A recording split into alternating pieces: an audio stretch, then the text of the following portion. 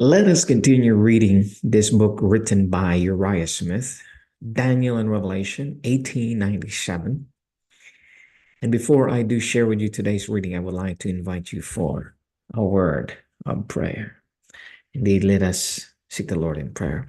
Father in heaven, I commit to you my life and also those who are searching and seeking for truth. May we all be filled with preparation, your spirits of preparation, and I pray that your love will continue to flow from our heart, from your heart to our hearts. I pray, Father, that you will guide us to all truth, to all truth. I pray in the name of your Son, Jesus Christ. Amen. Thoughts on Daniel Revelation by Uriah Smith. We are now reading Daniel 8, chapter 8, verses 13 to 14. This is the fifth part of this series. Number 2. Is the land of Canaan the sanctuary?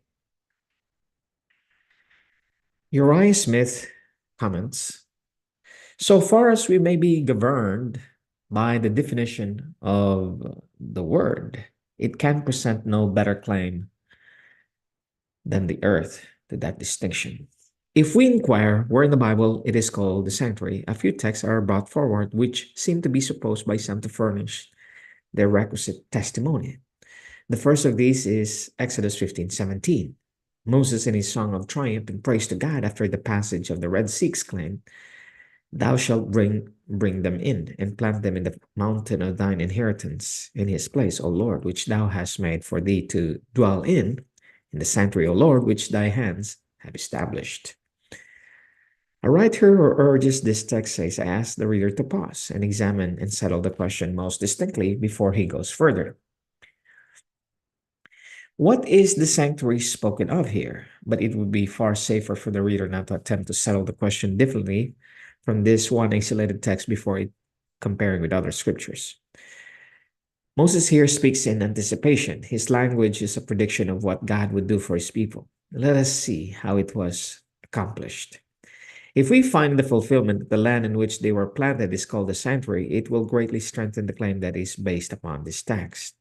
If, on the other hand, we find a plain distinction drawn between the land and the sanctuary, then Exodus 15:17 must be interpreted accordingly. We turn to David, who records as a matter of history what matters, what Moses uttered as a matter of prophecy. Psalms 71, 53, and 54.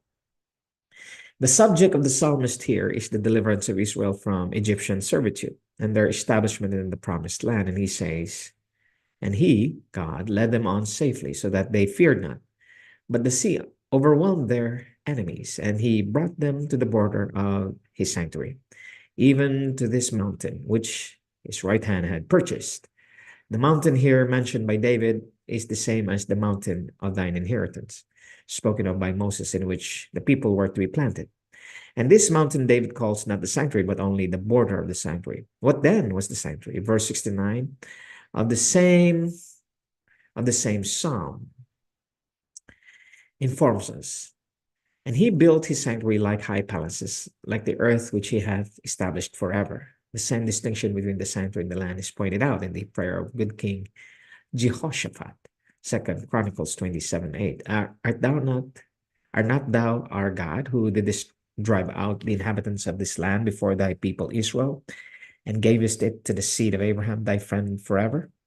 And they dwell therein, and have built thee a sanctuary therein for thy name.